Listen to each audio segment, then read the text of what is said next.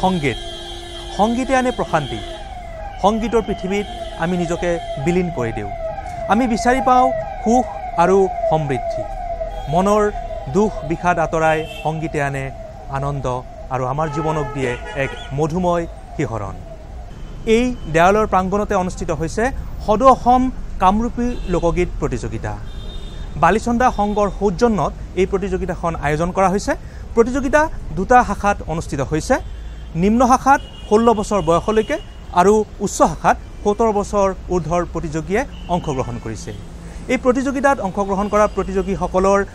আজিৰ এই প্ৰতিযোগিতাত যি ধৰণে তেওঁলোকৰ অনুষ্ঠান পৰিবেশন কৰিব আমি হেয়া আপোনালোকক দেখুৱাবলৈ চেষ্টা কৰিম আৰু এই প্ৰতিযোগিতাৰ বিচাৰক মণ্ডলীৰ আমি কিছু মনৰ অনুভৱ জানিবলৈ প্ৰয়াস কৰিম লগতে এই দেৱালয়ৰ বিভিন্ন বিষয় আছে লগতে সংঘৰ বিভিন্ন বিষয়ৰ আমি মনৰ অনুভৱ জানিবলৈ প্ৰয়াস কৰিম তেনেহলে আহক আমি আজিৰ এই প্ৰতিযোগিতাৰ মাজলৈ আগবাঢ়ো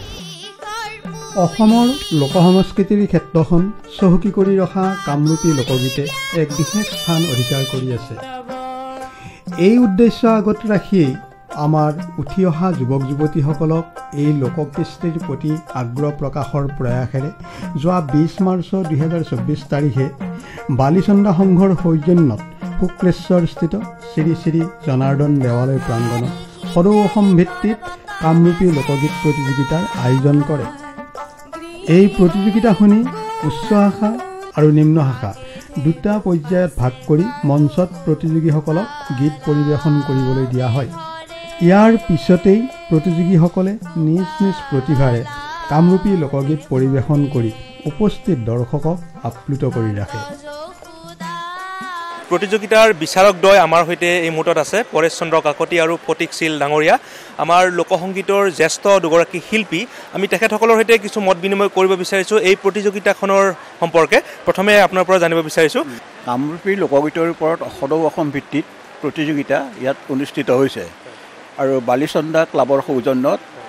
1984 চনৰ পৰা নিয়মীয়াকৈ বৰ্তমানলৈ এই প্ৰতিযোগিতাখন চলাই আছে ইয়াৰ গুৰিতেই আমি ক'ব লাগিব ইয়াতেই ওচৰতে থাকে আৰু ইয়াৰ ওচৰতে থকা সংগীত কানন যিখন সংগীত বিদ্যালয়ৰ তেখেত সম্পাদক গতিকে তেখেত ফাউণ্ডাৰ এই অনুষ্ঠানটোৰ আমাৰ অসমৰ এগৰাকী খুব ভাল শিল্পী তেওঁ আকাশবাণী আৰু দূৰদৰ্শনৰ শিল্পী আকাশবাণী কেন্দ্ৰত স্বীকৃতিপ্ৰাপ্ত শিল্পী আকাশবাণী গুৱাহাটী কেন্দ্ৰত তেওঁ বহুদিন ধৰি আধুনিক গীত গাইছিল গতিকে তেখেতৰ পৌৰাহিত্যতেই এই অনুষ্ঠানটো বৰ্তমানলৈ 1984 চনত হৈ আছে তেখেতৰ উদ্দেশ্য হৈছিল যে অসমৰ লোকসংস্কৃতিৰ এটা অংগ কামৰূপী লোকগীত বিশেষকৈ তেওঁ কামৰূপী লোকগীতেই তেওঁ অগ্ৰাধিকাৰ দিছে আৰু এই কামৰূপী লোকগীতৰ প্ৰচাৰ আৰু প্ৰসাৰণৰ কথাটো উপলব্ধি কৰিয়েই নতুন নতুন উঠি অহা ল'ৰা ছোৱালীবিলাকক কিদৰে উদ্বুদ্ধ কৰিব পাৰি সেই কথাটোৱেই চিন্তা কৰি তেখেতে এই অনুষ্ঠান পাতিছে আৰু ইয়াৰ দ্বাৰা উপকৃত হৈছে আৰু এই কামৰূপী লোকগীতৰ অনুষ্ঠানত পুৰস্কাৰ পাইছে ল'ৰা ছোৱালীয়ে উৎসাহ পাইছে গতিকে এই উৎসাহ উদগনিৰ জৰিয়তে তেওঁলোকে এদিন একোজন হয়তো অসমৰ সুনাম থকা এগৰাকী ভাল শিল্পী হ'ব পাৰিছে আমাৰ মাজত ফটিকশীল ডাঙৰীয়া আছে আমি তেখেতৰ কিছু অনুভৱ জানিবলৈ প্ৰয়াস কৰিছোঁ আমাৰ কামৰূপী লোকগীত আচলতে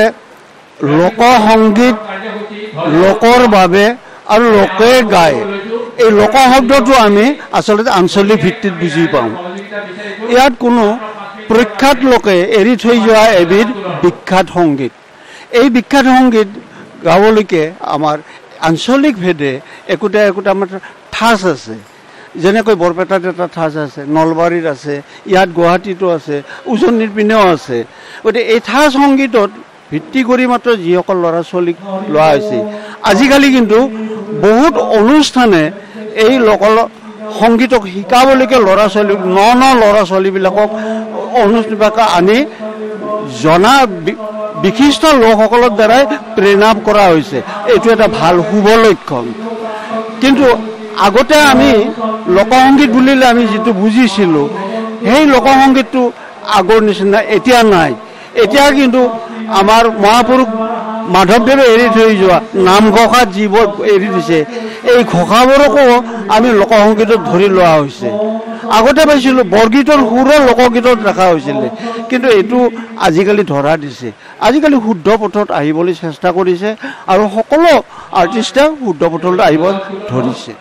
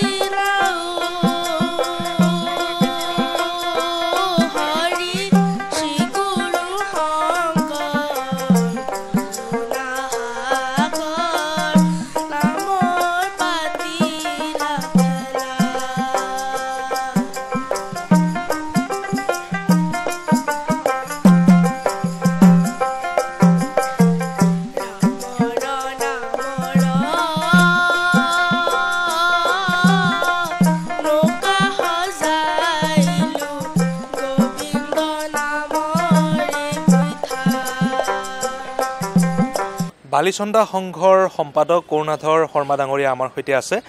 82 বছৰীয়া এগৰাকী সুঠাম ব্যক্তি। আমি তেখেতৰ সৈতে কথা পাতিম এই প্ৰতিযোগিতাখনৰ বিষয়ে। শৰ্মা ডাঙৰীয়া, আপোনাক প্ৰথমে আমি আদৰণি জনাইছোঁ। বহু বছৰ ধৰি এই প্ৰতিযোগিতাখন আয়োজন কৰি আহিছে আপোনালোকে, কেতিয়াৰ পৰা আৰম্ভ কৰিছিল? বালিচন্দা সংঘ 1961 চনত স্থাপন হোৱা। আমাৰ ইতিমধ্যে সোণালী জয়ন্তী হৈ গৈছে। বালিচন্দা সংঘৰ শুক্ৰেশ্বৰ মন্দিৰতে সাহিত্য সমাজ সংস্কৃতিৰ এটা অনুষ্ঠান অতি পুৰণি। আৰু আমি বিশেষকৈ আমাৰ থলুৱা যিখিনি সংস্কৃতি, কলা সংস্কৃতি, সেইখিনি জীয়াই ৰাখিবৰ কাৰণে আমি 1984 চনত এই লোকগীত সদৌ অসম ভিত্তিত কামৰূপী লোকগীত প্ৰতিযোগিতা পাতি আহিছোঁ 84 চনৰ পৰা। গতিকে একেবাৰে আমাৰ বন্ধ হোৱা নাই। সেইধৰণে আমাৰ উদ্দেশ্য হ'ল আমাৰ থলুৱা সংস্কৃতিখিনি জীয়াই ৰাখিবৰ কাৰণে।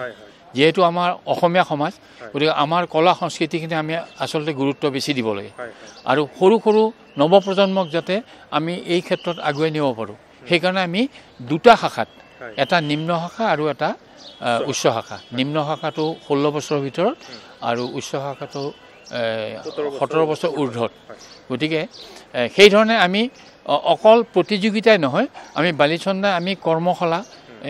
এই আমাৰ লোকগীতৰ কৰ্মশালা পাতিও আমি তেনেকৈ তেওঁলোকক প্ৰশিক্ষণ দিয়াৰ ব্যৱস্থা কৰিছোঁ। আৰু এই অনুষ্ঠানটোত আমাৰ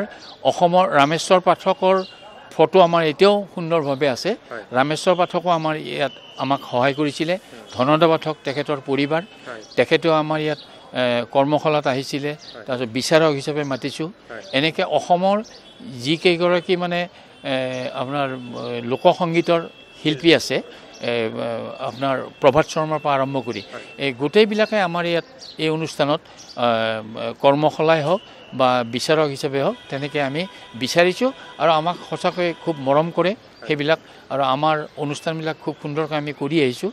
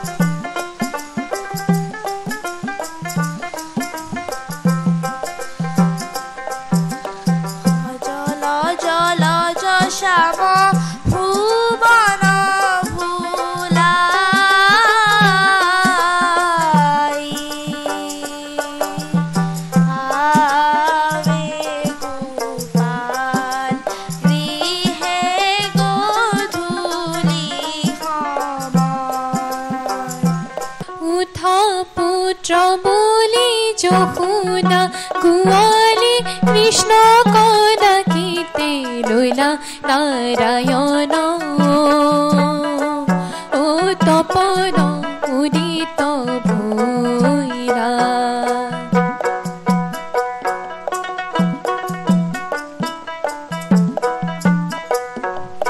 আমার গাছত কুলিকে তেকিও তেজে হুদলিত নারায়ণ তেজে হুললিত রাম বইসে পাবন উজ্জ্বলি ভবন আমোদিত করে গাব নারায়ণ ও তপন উদিত ভৈরা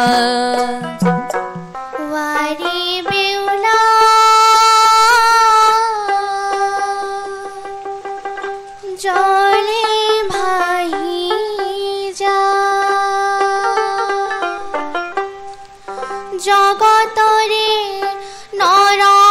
নারী নয়ন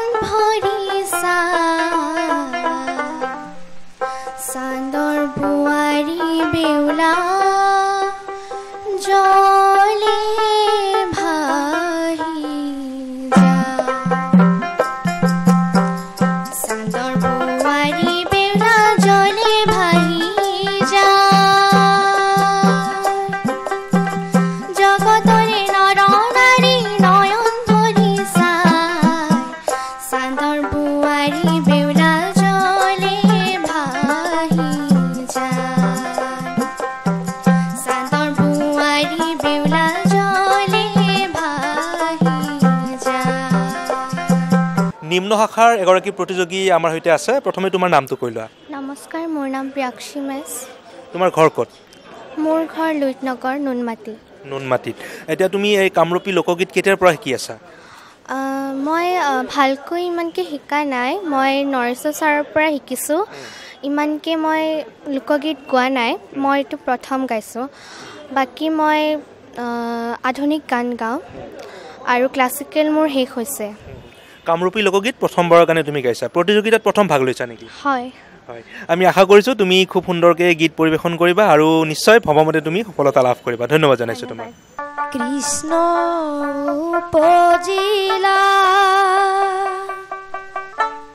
জগতে জানিলা ধুৱাইবা নাপাইলো পানী অ কলানে বগা হ'ল দেখাও নাপাইলো কুলাতে নলৈলো আনি কুলাতে নলৈলো আনি কৃষ্ণ উপজিলা জগতে জানিলা ধুৱাইবা নাপাইলো পানী অ কলানে বগা হ'ল দেখাও নাপাইলো কুলাতে নলৈলো আনি কুলাতে নলৈলো আনি নিম্ন শাখাৰ এগৰাকী প্ৰতিযোগী অনুৰাগ কলিতা আমাৰ সৈতে আছে আমি তেওঁৰ সৈতে কিছু বাৰ্তালাপ কৰিব বিচাৰিছোঁ তুমি ক'ৰ পৰা আহিছা মই চানচাৰীৰ পানীডামৰ পৰা আহিছোঁ তুমি কোন শ্ৰেণীত পঢ়ি আছা বৰ্তমান মই বৰ্তমান ক্লাছ 8 অষ্টমমান শ্ৰেণীত পঢ়ি আছা কামৰূপী লোকগীত কেতিয়াৰ পৰা তুমি গাইছা মই 4 বছৰ বয়সৰ পৰা কামৰূপী লোকগীত গাই আছোঁ 4 বছৰ বয়সৰ পৰা হয়। কোনে শিকাইছে তোমাক মোক দেউতাই শিকায় দেউতা শিকাইছে হয়। কামৰূপী লোকগীত যে তুমি গাই আছা হয় তুমি কি ভাবা আমাৰ নতুন ল'ৰা ছোৱালীখিনিয়ে বা তোমালোকৰ বয়সৰ ল'ৰা ছোৱালীখিনি কামৰূপী লোকগীত গাব লাগে বুলি ভাবানে তুমি হয় আমাৰ যিহেতু পুৰণি লোককৃষ্টি হয়। কামৰূপী লোকগীত নৱপ্ৰজন্মই যেন এইটো ধৰি ৰাখে তাৰ বাবে মোৰ কাটৰ অনুৰোধ ময়ো সেইবাবে গাই আছোঁ আৰু লোকগীত হয় যি প্ৰতিযোগিতাত তুমি ভাগ লৈছা তোমাৰ কেনেকুৱা লাগিছে অনুভৱ কেনেকুৱা বহুত ভাল লাগিছে বহুতো কামৰূপী লগত প্ৰতিযোগিতা কৰিছোঁ কিন্তু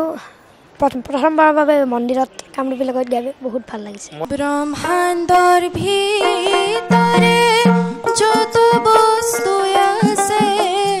ব্ৰহ্মাণ্ডৰ ভিতৰে যত বস্তু আছে সবেও তোমাতে পাই যাদৱ কি দিব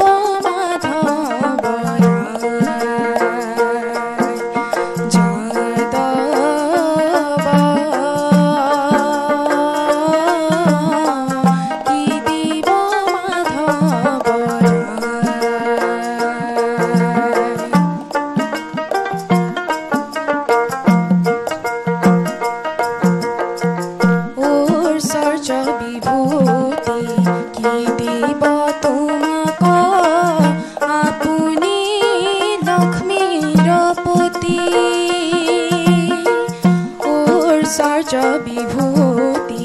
কি দিব তোমাক আপুনি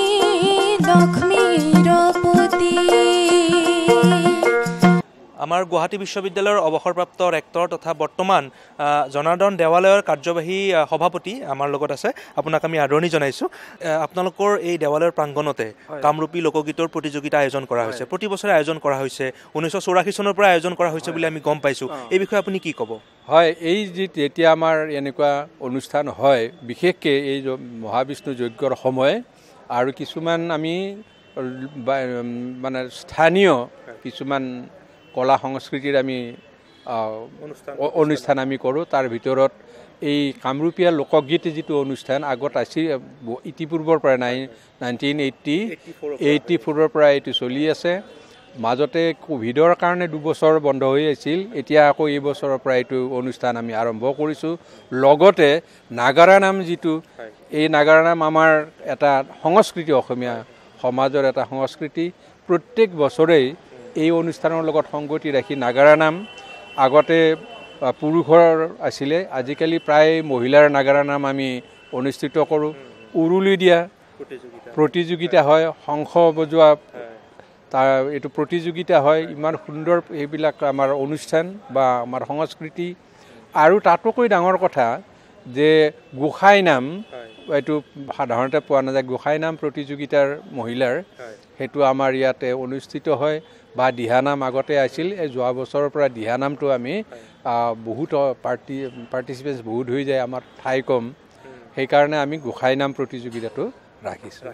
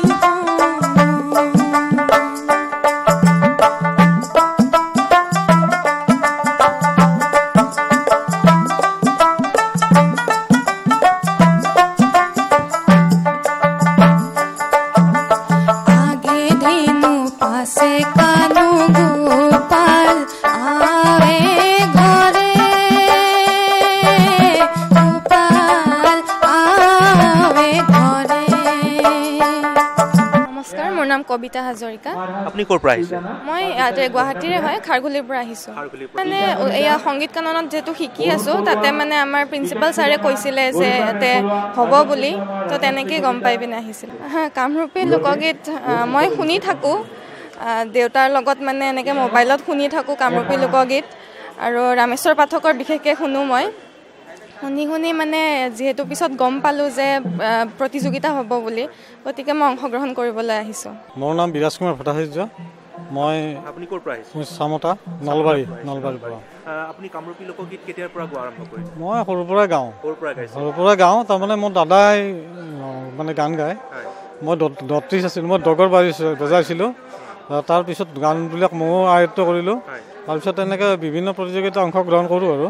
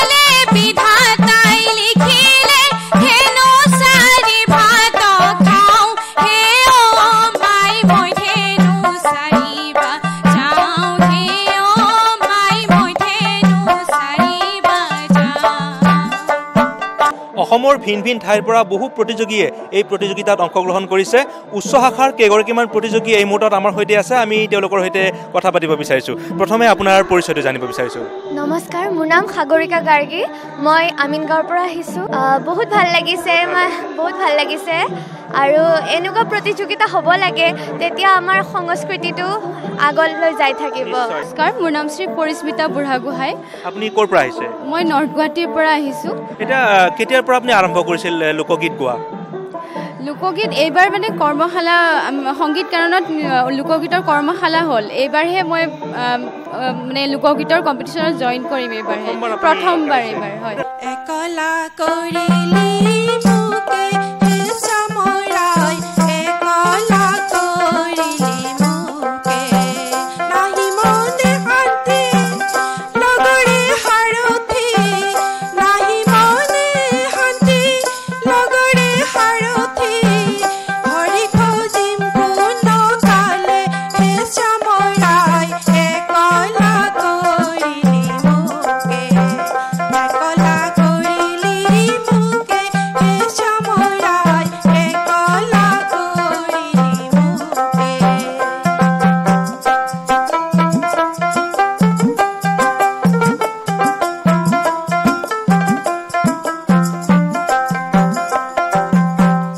আজা পুত্ৰ ধন যথাতে তথাতে, তথাতে বান্ধাই লম হিয়া।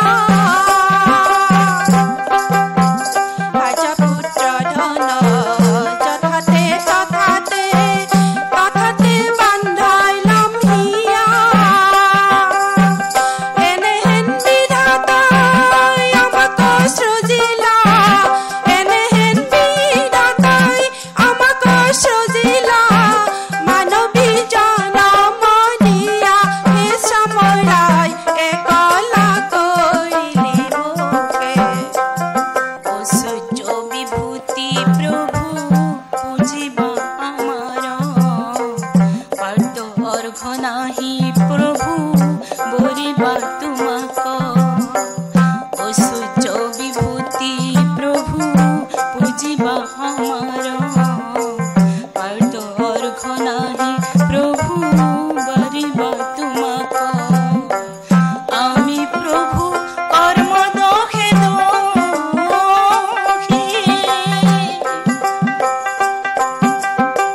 সংসাৰ সমুদ্ৰে পৰি মুখে নবলিলো হৰি, সংসাৰ সমুদ্ৰে পৰি মুখে নবলিলো হৰি, তোজো পদে কৰিলো উদাসী, কি দিয়া পুজিম প্ৰভু চৰণ